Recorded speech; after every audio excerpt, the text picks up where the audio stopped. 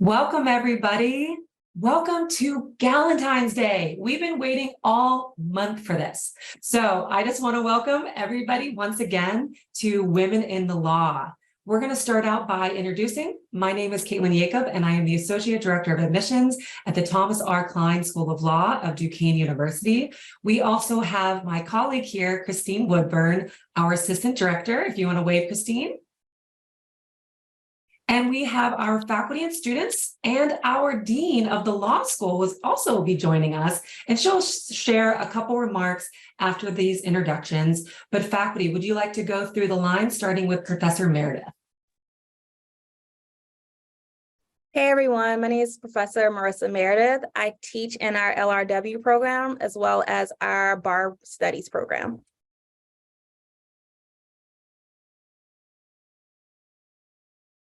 Am I next in line? Okay, hey everybody, how are you? I'm Professor Ashley London. I'm the director of our Bar Studies department, and I also teach legal ethics. So welcome, happy to see you. I think that leaves me. I am Professor Marianne Herman. I'm the Director of Academic Excellence, which means I help students move from your undergrad experience to law school, and I also teach the first year property class.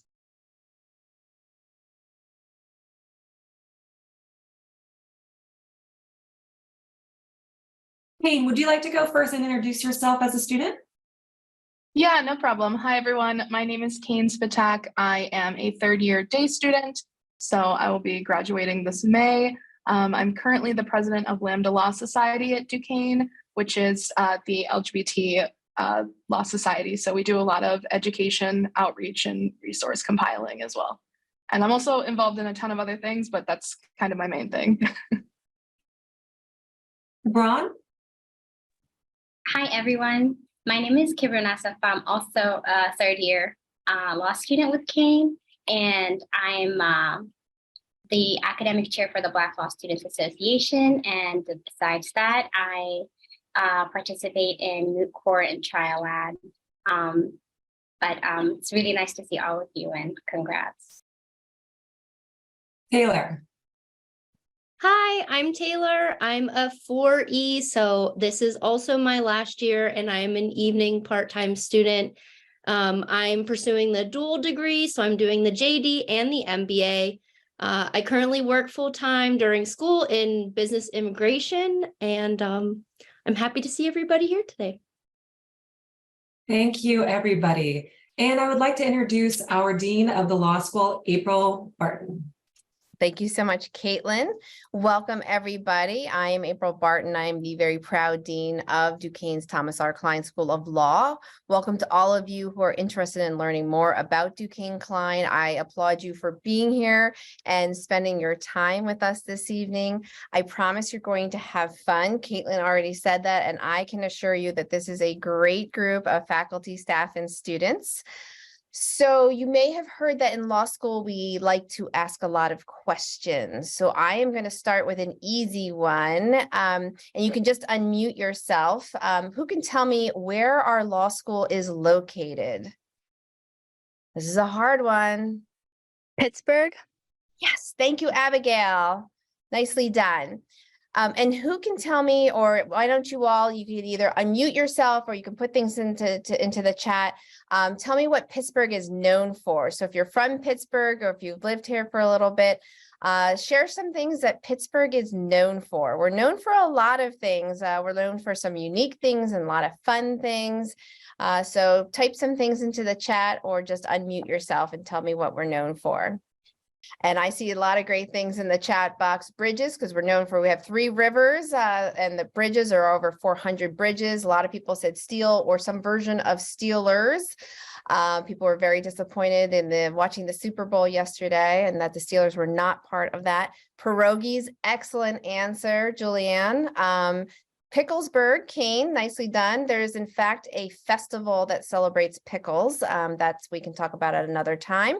Pramontes puts French fries on their sandwiches. So for those of you who are not from Pittsburgh, it's kind of a thing that happens in Pittsburgh where French fries are put on top of salads and sandwiches. So just be prepared. And we are it's a great city. If you're not from Pittsburgh, yes, I know Ashley thinks that's so good. Just so much to do. There's culture, as was said, there's lots of sports things, really great restaurants and coffee shops. And you can also put into the chat, if you are from this area, what's your favorite thing to do in Pittsburgh. So we have a beautiful riverfront, we have the beautiful fountain, we have Pirates baseball, theater in the cultural district. We even have a soccer team. There's riverboat cruises, lots of different museums. I can tell you that my favorite thing to do in Pittsburgh is to bribe my 2 teenage sons to go to the ballet with me, because their favorite restaurant is right across the street. And so if they go to the ballet or the theater with me, I get to take them to Fogo de Chao. So if anybody has gone to Fogo de Chao, it's really fun. So thanks for everybody for sharing great things to do in Pittsburgh. We are the only law school actually in the heart of vibrant Pittsburgh. Our campus is set off a bit. So while you can walk right to the city, we are up on the bluff, as it's known. So we're actually somewhat secluded in the sense that we're not sort of right, the city, but you walk right to the city. So it's really nice mix, and people are very, very friendly. Pittsburgh's a very affordable, walkable, accessible city. I love it, and I'm glad so many people are sharing some really fun things to do in Pittsburgh. I will say that Duquesne Kline, and here's another thing that those of you, students, faculty, feel free to jump in for what Duquesne Kline is known for. I will say that our law school, we are known for being a very caring, unauthentic community. We also care deeply about treating all others with dignity and respect. We're known for outstanding bar passage. We're known for great employment outcomes. We're also known as a law school that prepares our students for practice. And we're also known for upholding the highest ideals of ethics in our profession. So we're known for lots of really wonderful things at our law school. At Duquesne, we know that education is a path to empowerment. And at Duquesne Kline education, with that law education, you will be empowered to lead and committed to serve and prepared for practice so that you can impact our society in powerful and positive ways. Our students, and you're going to meet some of them this evening, they believe in service and a higher calling to advance justice in our society. And really, that's why I am so proud to serve as the dean of this law school. You should know that I come to the position of dean. I come from a place of service, but I also come from a place of passion, because I believe that your generation, the next generation of lawyers, is going to change the world and our society in profound ways. Our profession, the legal profession, shapes societies. It forms governments. It's the bedrock of justice and rule of law. And the bottom line is that lawyers change history. Lawyers have the ability to improve the human condition. Lawyers write laws, they promulgate regulations, they decide cases, they create and influence policy and case law, whether it's at the federal or state or local level. And lawyers advocate. And we advocate not only for things that we believe in, but we can be a voice for others who may not have a voice in our system of laws. And so know that lawyers, we serve as leaders in our society. Think of presidents, governors, mayors, senators, representatives, judges, DAs, CEOs. We lead boards and teams and committees. The list just goes on and on. But these are the roles that we find ourselves in as lawyers. And with these roles, it comes great privilege, comes responsibility to do our part to uplift others and serve our society. And so I think we need to own this moment. We need to get out there and be part of the policy making and the law making and participate in these important conversations and be advocates. I think that we must do this so that we can ensure equity and promote healing and ensure that all others are treated with the dignity and respect that they deserve. And I can tell you that our students at Duquesne Kline, they are courageous and they are compassionate. And they symbolize the next generation of lawyers, and they also are my source of hope and inspiration every single day. I think that you can tell that I could go on and on and on, but I will stop because I know you have a lot of other things and other panelists to hear from. But does anybody have any questions for me as dean? I'm happy to take questions from any of our admitted or prospective students before I hand the gavel back to Caitlin. Any questions? I'm going to look through you can raise your hand or you can just unmute yourself. We are very fortunate in that we have a high number of female applicants and students matriculating here. I think the previous year, we actually, the numbers were actually slightly higher. And then in terms of incoming students, it was like 58% women versus men. And then I think this year they evened out, but very strong representation of women at our law school, particularly, not only in the student body, but of course in our staff and faculty.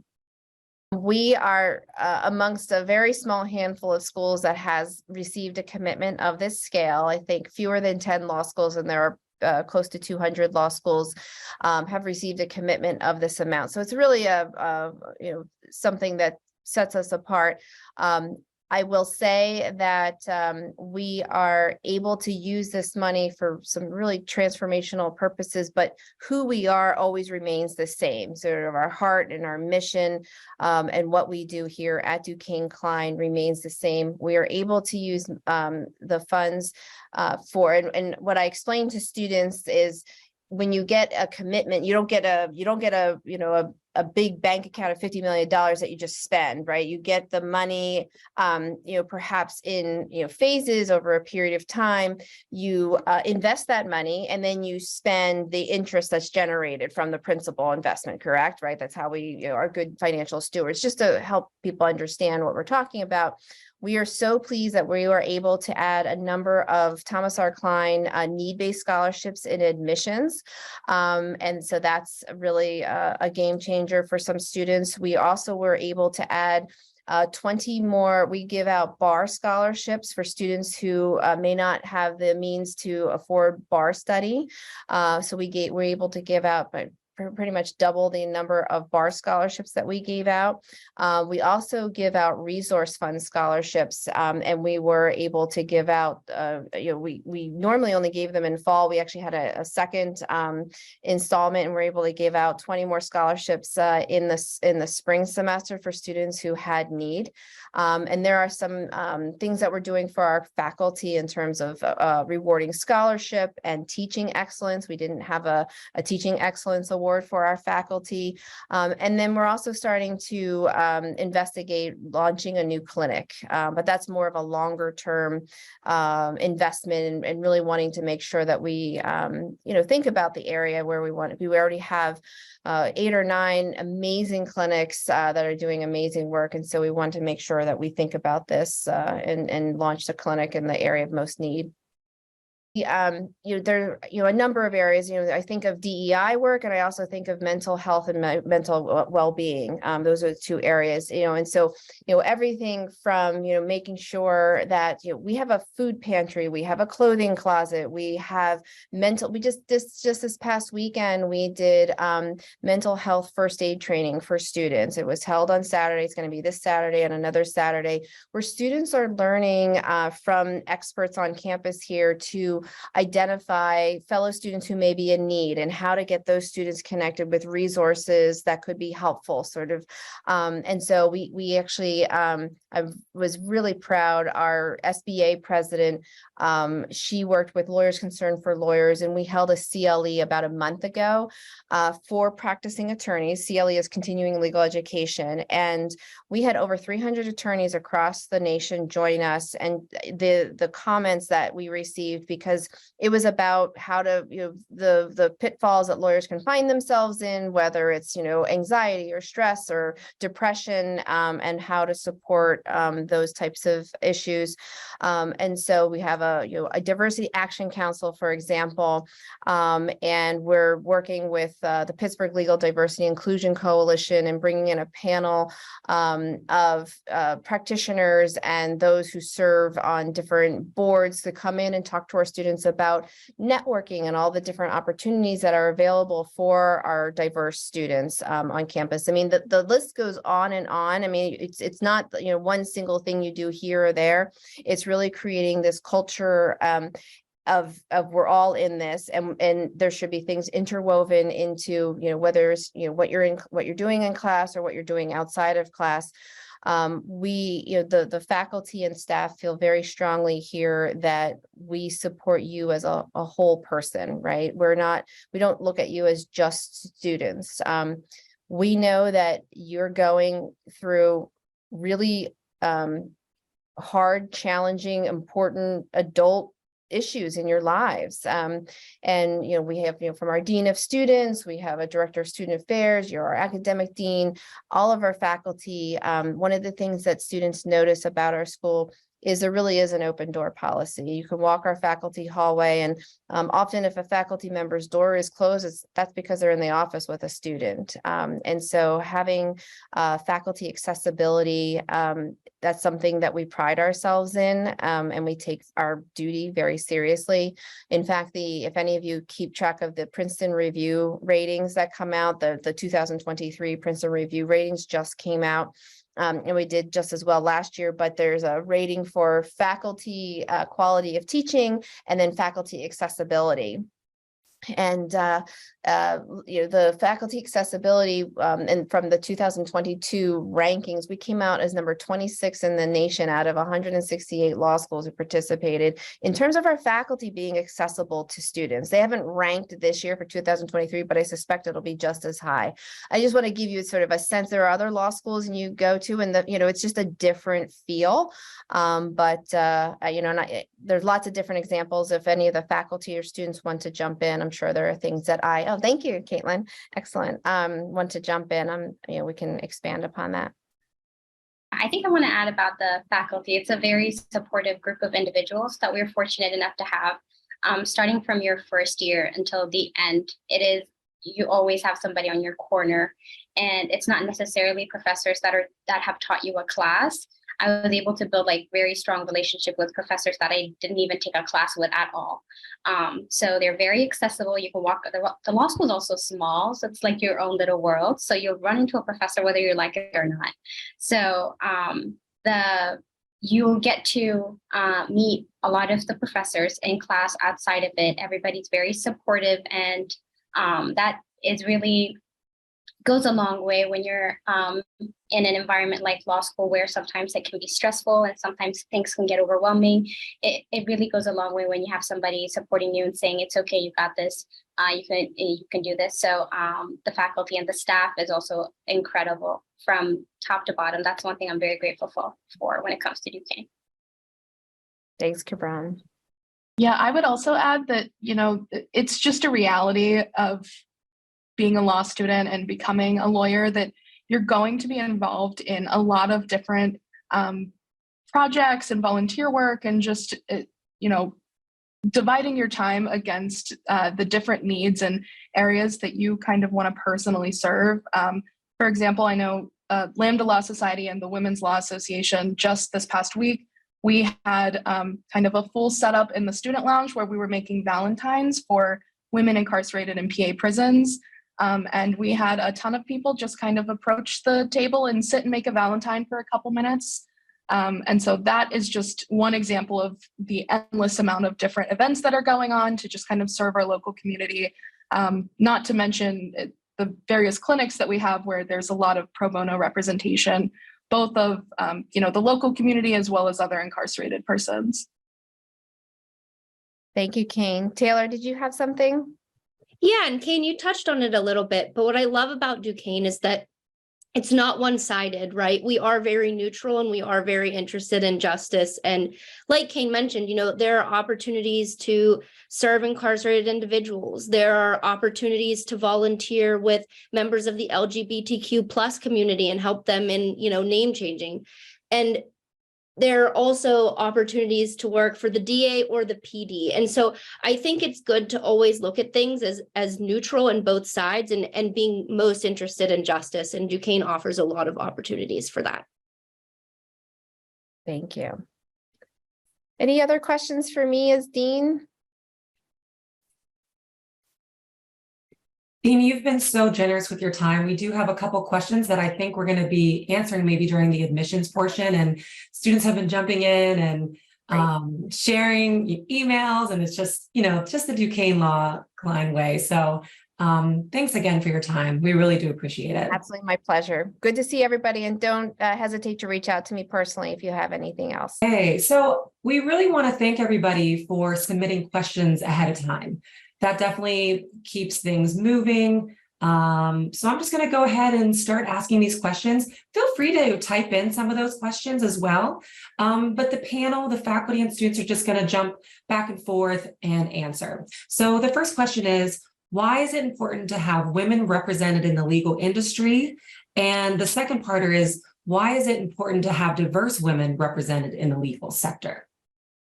I'm happy to speak on that, kind of start us off. But first, in speaking about women lawyers and law students today, I don't want to exclude or diminish our transgender, non-binary colleagues whose interests can overlap with those of women.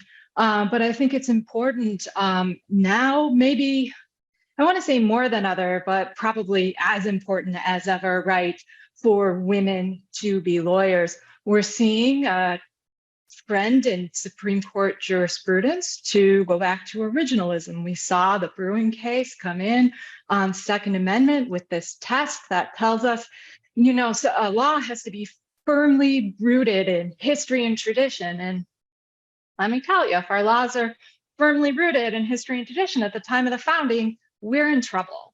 As we see these, as Dobbs came down and we see these discussions and arguments about whose interest is important in abortion cases, we talk so much about the unborn child and that child's rights and the right to the woman to make a choice. But do we talk about the woman, right? What about the woman carrying the baby? What about the woman who goes through that pregnancy? In all of these decisions, the law is what it is. Someone's going to win and someone's going to lose. But I want to make sure that women have a seat at the table when we're making those decisions, because they really affect us. Very well said, Professor Herman. I could not agree with you more.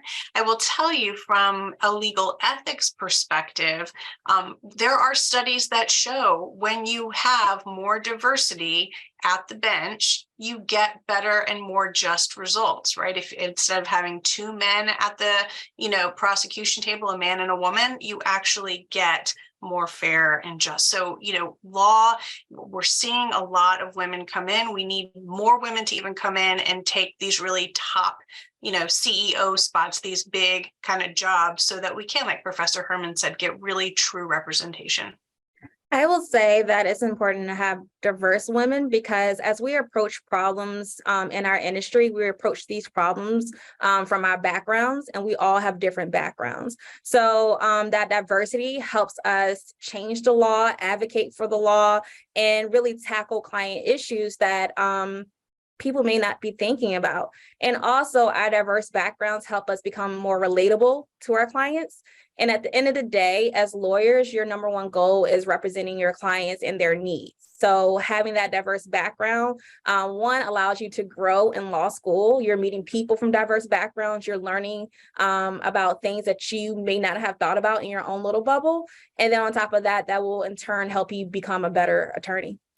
If I can just add one thing to that, simply because I've been thinking about this a lot ever since the Supreme Court heard the Burkeen v. Holling case on the Indian Child Welfare Act, which deals ostensibly, with adoption, and it comes to us as equal protection and who has the right to adopt Native children. And, when we look at where a child gets placed, we look at the best interest of the children, and the law looks at that from the perspective of the dominant culture. So it's very much, a Caucasian standpoint of how a child should be raised, and not all cultures think of it that way, right? The same way. And I think it's really important that we have representation from different cultures for reasons like that. What is the best interest of the child? It's not always what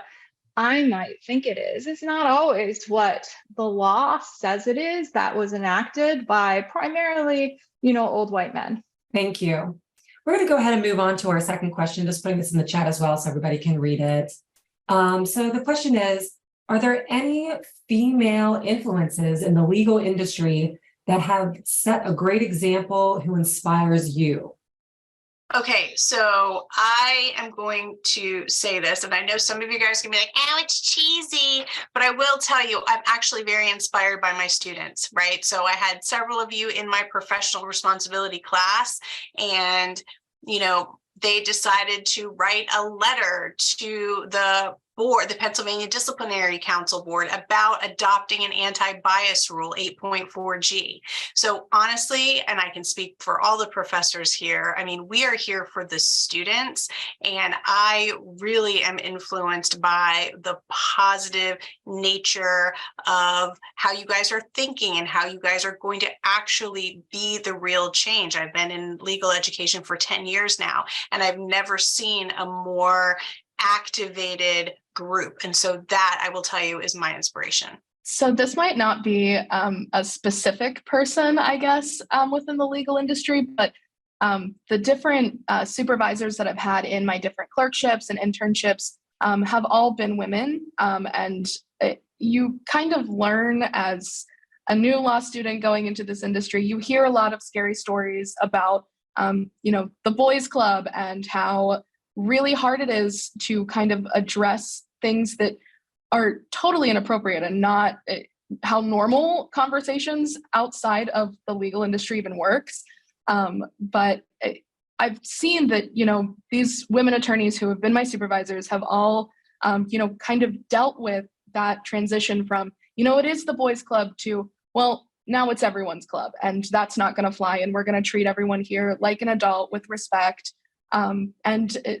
Just the competency and the ability to work with someone who really is just so accomplished and really it doesn't take any crap in a lot of senses. I think, you kind of see women attorneys have sort of this harder elder shell where they've kind of seen it, and they're making sure that future lawyers, especially future female lawyers, don't ever have to deal with any of the either micro or macro aggressions that they have had to in their own career, which has really been phenomenal and has kind of instilled my own dedication to make sure that whatever I have to deal with, that doesn't happen to the next generation as well.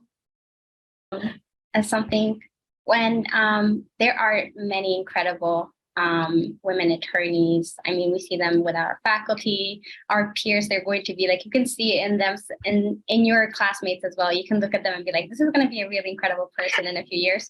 But I wanted to mention my experience last year watching Justice Jackson's hearing at school, and this was in our lounge, so it's volumes up and you can hear it, and like sitting there with my friends just watching the whole thing just unfold, it was a surreal experience. So that was a beautiful thing for me to watch, for all my friends. It just brought us together. Every time outside of class, we'd just be sitting in front of the TV just staring at her, and that also I think points out to the importance of having people, women, diverse women in positions like this, so that you can see possibly like yourself, like an image of you in such places, and think it's possible.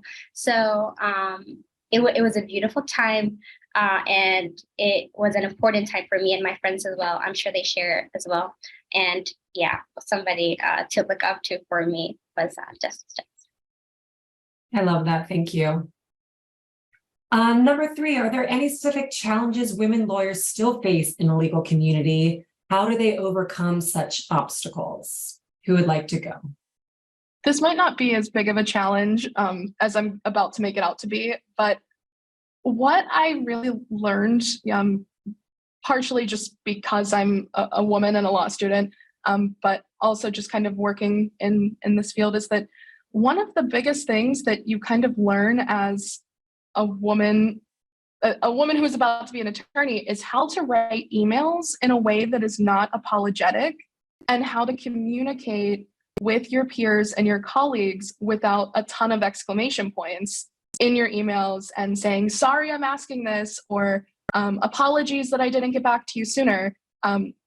It took me, about a year or so to kind of realize, but women attorneys now who send me emails, they don't use exclamation points. They don't apologize, and they are really succinct and straightforward. And, male attorneys as well, they communicate that way.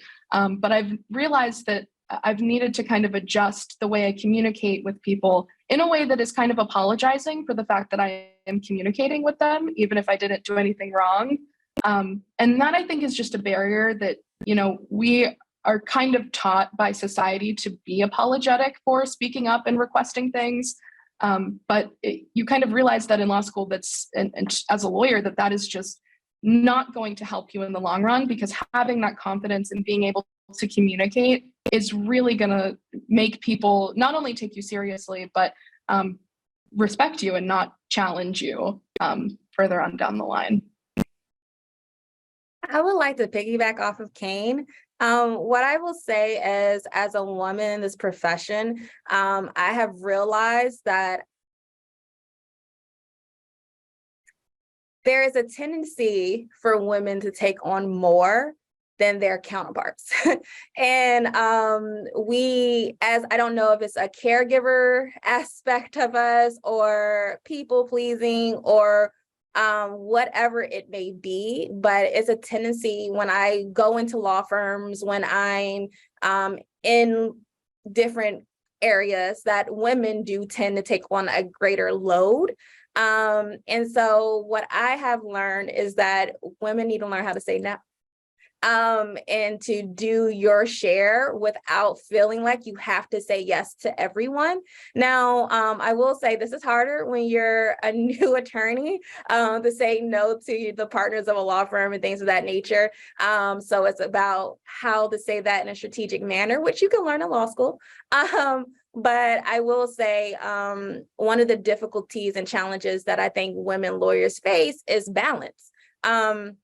You're the caregiver at home, you're probably the go-to in the law firm. So that balance is definitely a challenge. And I think someone mentioned had a question in the chat that I think maybe some of our women attorneys can handle, maybe Ash, Professor London. I was just typing out the question. Are you talking about Jenny's question about when to have children? Okay, so I do have a child. She is 9. I had her after law school and when I got into legal education.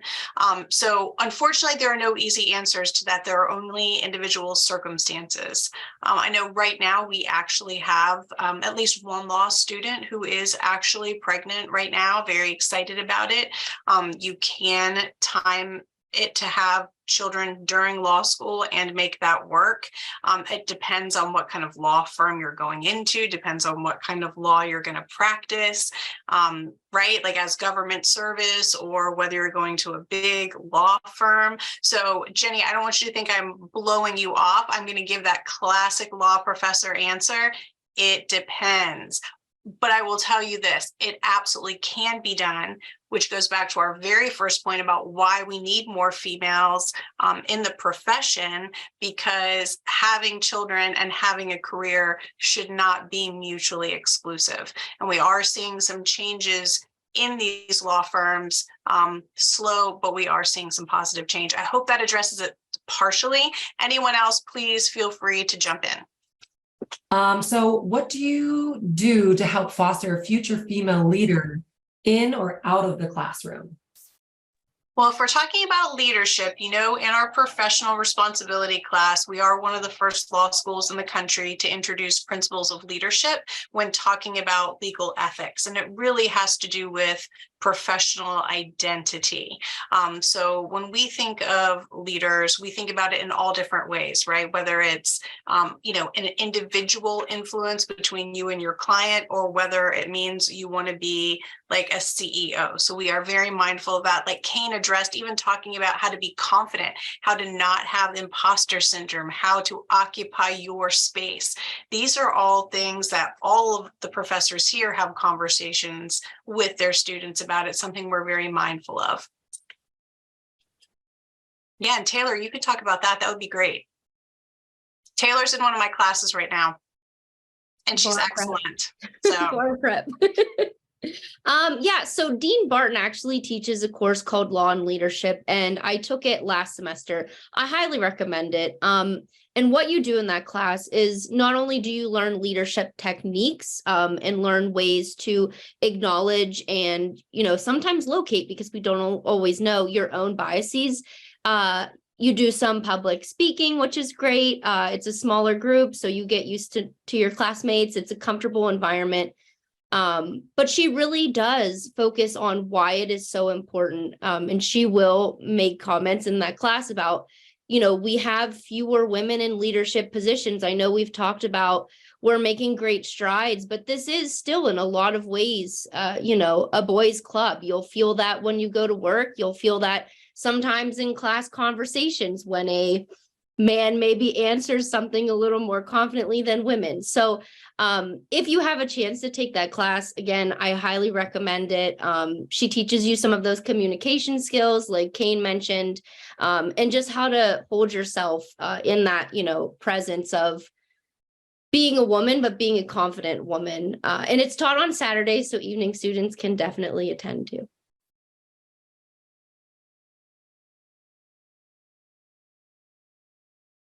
Great. Does anybody else want to say anything about that question?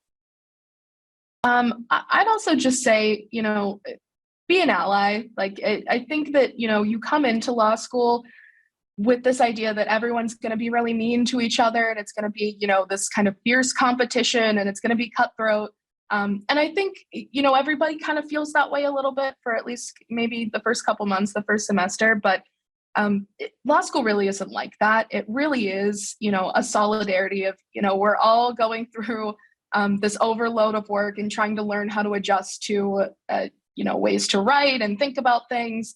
And so I think really just being an ally to women in the law, I mean, to everyone, obviously, in your class, you just should treat everyone as if, you know, we're all in this together, essentially. But definitely when it comes to fellow women, I think, you know, you need to realize that we kind of experience a heightened pressure, whether we can acknowledge that or not consciously. It's kind of all going on all at once, and just being there for each other, even if someone might say something to you a little off color, and recognizing that, you know, we gotta support each other if we're going to be successful, is really just kind of fundamentally something that I really like to do and recommend everyone does as well. I completely agree with Kane, what you just said, because it is, I mean, we all have to support each other. That makes total sense. In a more formal way, there are a lot of opportunities, I think, that we're presented with where you can have mentors, the LCLD mentors. I have a mentor from through Pitt, mentor through Duquesne. There are a lot of opportunities where you can actually be paired up with somebody where you have similar interests. So taking part in those opportunities is also one way. And so there are places where you can find people that you can relate to, where you can go and talk to, and everybody, a lot of people that you're going to meet, at least that we've been fortunate enough to meet, have been helpful in providing their contact information, saying that they're willing to talk to you if you have any questions, and helping you in your future career and endeavors. So there are other formal routes that you can follow to get female women mentors as well.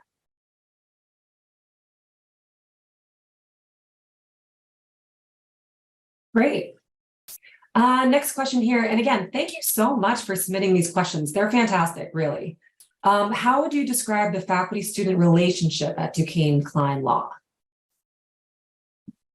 Oh, now this I really want to hear. Come on, guys. How is it? I'll speak to this. All of the professors here are great. Open door policy, very willing to hear you out. I'm going to just uplift the women for a hot second here. I have never had a female professor tell me no, whether it was to talk about something personal, to talk about professional goals, to talk about what's going on in class. The women are very, very good about this. You have some of them here and they're both fantastic, but really just so helpful. And I could have stayed silent. I didn't have to say anything about this. So I am saying this and I really mean it. It is true. The women here are so supportive and they will talk to you about whatever you need to talk about to succeed. I completely agree. Faculty is very supportive and understanding, like I said earlier. Like the beginning of the semester, for instance, I missed like the first class, first week of class because my sister was going through a complicated pregnancy and I was feeling bad about missing the class. So I reached out to my professor and I was worried that she would say, you know, like, make sure you come with this time, with just like the way she would respond. But the only thing she said was, oh, just make sure you come back with pictures. So just reading that email, I felt like very understood. I was like very calm. And then when I came to class, she came up to me and she asked me about pictures, how my nephew was doing and all of that. So it's a very supportive and very understanding environment. It's not like you're going to get scolded or anything. Everybody like understands that there's life going on around you and people are willing to listen to whatever it is that you're going through. And it doesn't necessarily have to do with just like school related stuff. It can be about anything. The faculty is incredible, is willing to listen and give you time and give you the attention that you were asking for. So we're very grateful for that. I will say from the faculty side, we all remember what it was like to be a law student. Of course, some of us went to school more recently than others, but you know, we still remember. And I just want to make sure that my students have the best experience they can, because it can be really hard, but there are some things that don't have to be that hard. And I think it's really important for us to recognize that. But the other point is, like, I really like my students. I mean, they're pretty nice and fun. Like, my job is really boring without students. So, you know, I think that relationship definitely goes both ways. I think my students are very kind and they're very open and they're willing to share and they're willing to work. And, you know, it makes coming to work a lot more fun. I would add that, sorry, Kane. I would add that I think all of the professors at Duquesne really do have a focus on teaching. We talk regularly. If I have a bad class, I'm talking to Professor Herman about ways to improve or discuss tools that I can utilize to reach a student that we know is struggling. And we never really want a student to get left behind. Like, we all want you and are invested in your success in law school. And we want to see you pass the bar and we want to see you become a successful lawyer. So I think that is a great part about this law school. The other thing that I would say is, if you have the mindset of, you know, what you see on movies when it comes to law school, and you have that very strict professor up front cold calling on you and making you feel embarrassed in front of all your peers, that has not been my experience from the faculty side. I would say that we all try to be very understanding and know that life is always occurring, but also try to make sure that you're held accountable and that you're staying on top of the work. So we try to balance it all. So you're not scared to reach out to us, but you're still staying on top of the workload. Yeah, I was just going to add that I love the faculty so much at Duquesne. I even love so much the staff at Duquesne that I've become an admissions ambassador. So that should just tell you how positive of a view I have of the law school. But particularly, I've never had a professor not want me to be successful and not want to work with me to, overcome different obstacles or challenges that I might be facing. And I just want to also echo that whenever I've heard students complaining about professors, or even when I, admittedly have complained about professors, none here in this class, in this Zoom, I promise. But whenever students have been complaining about professors, the complaint always starts with, I really love so-and-so as a person. And then it ends with, I just don't really like the teaching method. So even most of the complaints, it really just boil down to, maybe not enough PowerPoints or different tools should have been used. But ultimately, the students love the professors here, and we love getting to work with them. We'll seek out different opportunities at every chance we get. And it just really is that environment that really kind of fosters your own growth, not only academically, but also professionally as well. Yeah, and I'd just like to jump in on that. Something that I've noticed about my female teachers particularly is adaptability. So if something's not working, Professor London can attest to this. If something's not working and students are not happy about it, I have found the female teachers, especially professors, are very open to changing what is going on to make it better suit their students. The comment about Professor London, we had a self-reflection sheet and a lot of students felt like it wasn't working for them or they weren't getting out of it what they should have been. And Professor London opened the floor and said, okay, tell me what you don't like. Tell me what's not working. Tell me what is working and we'll get it sorted out. And I know that she's been working with some of the students to come up with a new kind of template to make sure that it is working. Just to add to that, I want to say, including class time. So your teachers are willing to talk to you, including class time, to change it if it doesn't work for the students. So it is a straight communication. This was by far our most popular question, so thank you all for answering multiple times. We just have a couple minutes here, just trying to be sensitive to everybody's time, ending at 6, and then about a 20-minute, 30-minute, however long it takes to do an admissions presentation for students that are still applying or looking to apply. We would love for you to stay. So the two other questions, and again, feel free to type in any extras. If you could go back in time, what is one piece of advice you would have given yourself before entering the legal field? All right, so I'm gonna take the lead on this because I say this to my 1Ls regularly. Show yourself grace. You believe, after your 1L year, you feel like you need to have all the answers. By your 3rd year, you will get really comfortable saying, I'm not licensed to practice in that state. By the time you become a licensed practicing attorney, to your partners, you still feel like you need to know everything, but to the rest of the world, you don't really care.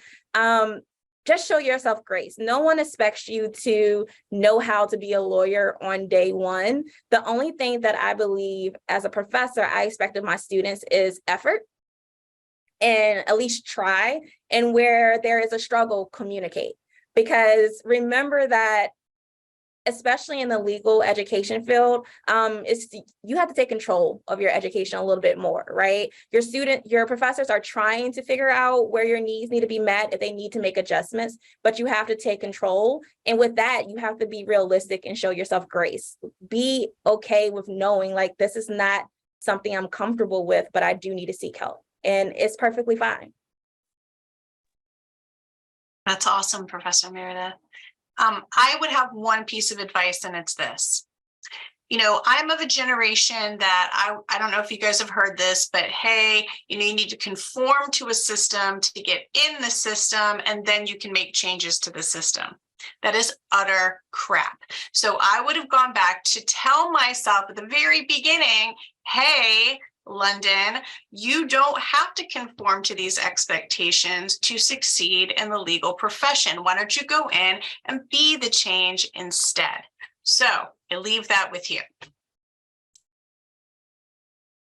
I would say I wish I had taken advantage of more opportunities that came my way.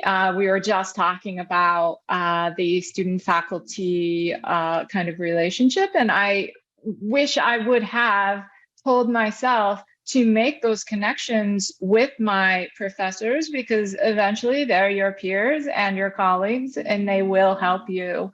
And so that, I think, is the main thing.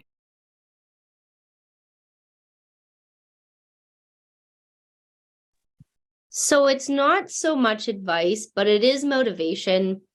Something that I've heard a lot from classes beneath me and, people that kind of want to talk to a fellow student that's maybe a year or two ahead is, I don't feel like I belong here.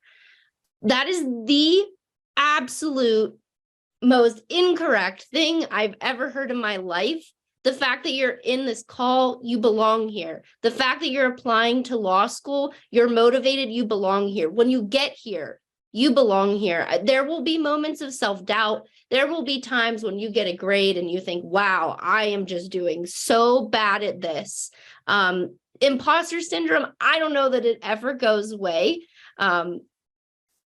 The professors can maybe talk to this, but even in my last year, I'm like, man, I should not have come to law school. But it's not true. You absolutely belong here, and just keep that in mind as you're pushing forward, that, you're doing your very best.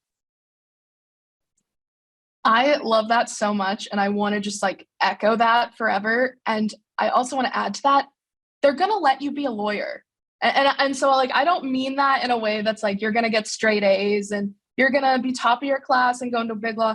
I mean that even if you get all C's, they're still going to let you be a lawyer. I've gotten so many C's, and as far as I can tell, they're going to let me be a lawyer, and it's going to be fine. And I'm still going to make the wage that a lawyer makes, even though I might not be at the top of my class.